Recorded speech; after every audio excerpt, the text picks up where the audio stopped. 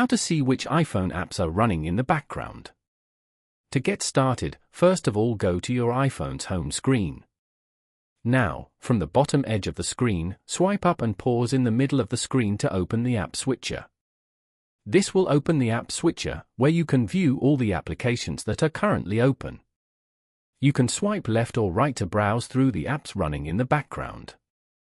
To close an app, simply swipe up on its preview card. Alternatively, go ahead and open up the Settings application. Once you're here, scroll down to find the General option and tap on it. Inside the General menu, scroll down to find and tap on Background App Refresh.